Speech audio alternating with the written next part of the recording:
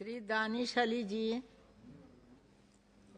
धन्यवाद सभापति महोदय कि आपने मुझे एक private member bill welfare measures for anganwadi workers and anganwadi helpers पर बोलने का अवसर प्रदान किया।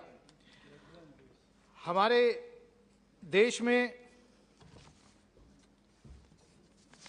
जो आंगनवाड़ी सेंटर्स हैं, लगभग 13,91,412 आंगनवाड़ी सेंटर्स हैं जो अभी पिछले 9 दिसंबर को माननीय मंत्री जी ने जवाब दिया है एक सवाल का, और उसमें करीब 25% आंगनवाड़ी सेंटर्स जो हैं वो प्राइवेट बिल्डिंग्स में चल रहे हैं।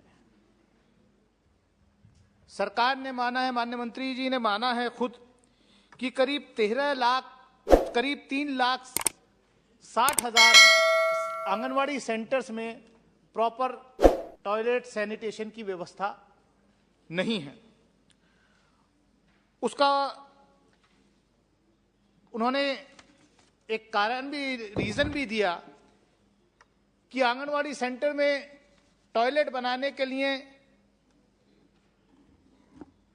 श्री नरेंद्र मोदी जी की सरकार ने 2017-18 में केवल 12,000 रुपए का प्रावधान किया था, जो कि नाकाफी था। अभी उसको बढ़ा करके लगभग 36,000 रुपया कर दिया गया है। तो अब उम्मीद की जाती है कि आगे जो टॉयलेट्स बनेंगे, जो सैनिटेशन का, वो अच्छी तरीके से वहां सफाई सुथराई का इंतजाम हो सकता है।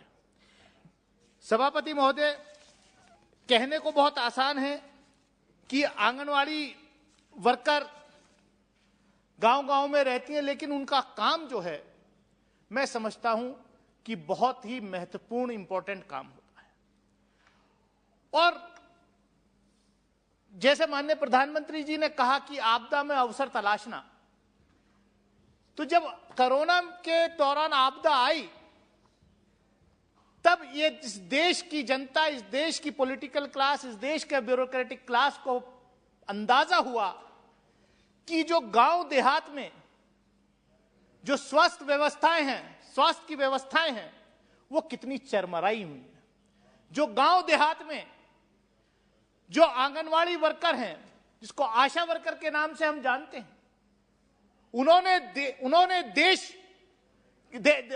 आंगनवाड़ी वर्कर्स में, और ये आशा वर्कर्स और डॉक्टर्स, इन्होंने जो है देश में कोरोना से लड़ने के लिए फ्रंटलाइन वर्कर्स के तहत काम किया, चाहे सैनिटेशन वर्कर्स हों।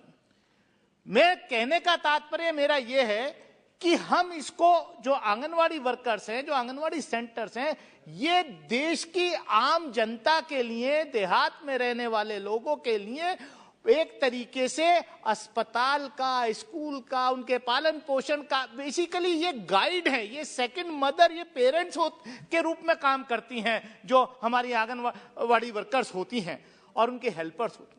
लेकिन जो डेटा यहां उपलब्ध है, मैं वो बातें रिपीट करना नहीं चाहता जो कई माननीय सांसदों ने मेरे से पहले यहां पर बोला है। अभी प्रेमचंद्रन जी कह रहे थे कि केरला के अंदर 12,000 रुपया मानदेय दिया जाता है आंगनवाड़ी वर्कर को। उन्होंने एक सुझाव भी रखा कि इतना देश में अनएम्प्लॉयमेंट है, खासतौर से पढ़े लिखों में, कि अब एक सिस्टम बनाया जाए कि भारत सरकार जो है एक गाइडलाइन तय कर दे कि आंगनवाड़ी वर्कर की नियुक्ति जो हो, उसकी एक मिनिमम क्वालिफिकेशन हो जानी चाहिए। लेकिन मैं जहां से आता हूं, जो मेरा क्षेत्र है, अमरोहा लोकसभा क्षेत्र, उत्तर प्रदेश से हम आते हैं। माननीय मंत्री जी भी उत्तर प्रदेश से लोकसभा में इलेक्ट हुई हैं, अमेठी से हैं। मैं जी उत्तर प्रदेश में ही है, अमेठी नहीं। मंत्री जी ने कहा कॉन्स्टिट्यूंसी बताओ, इसलिए मैंने नाम रिपीट किया। मान्य मैं अभी जो है प्रेमचंद्रन जी ने कहा कि 12,000 मिलते, लेकिन उत्तर प्रदेश की आंगनवाड़ी वर्कर्स की बहुत दयनीय स्थिति है मैडम, देखा नहीं जा सकता हम लोगों से। और ये हमारा सौभाग्य है कि आज women and child development welfare minister UP से आती हैं, उत्तर प्रदेश में भी इन्हीं की पार्टी की सरकार भी है, तो मैं चाहूंगा कि आंगनवाड़ी वर्कर्स का जो मानदेय है वो 4,000 रुपये, 4,500 रुपये जो केंद्र सरकार है वो देती है। वहां उत्तर प्रदेश के अंदर आंगनवाड़ी वर्कर्स की बहुत ही दयनीय स्थिति है। उत्तर प्रदेश जैसे राज्य में 4,000, केरला जैसे राज्य में 12,000, ये तो अन्याय है।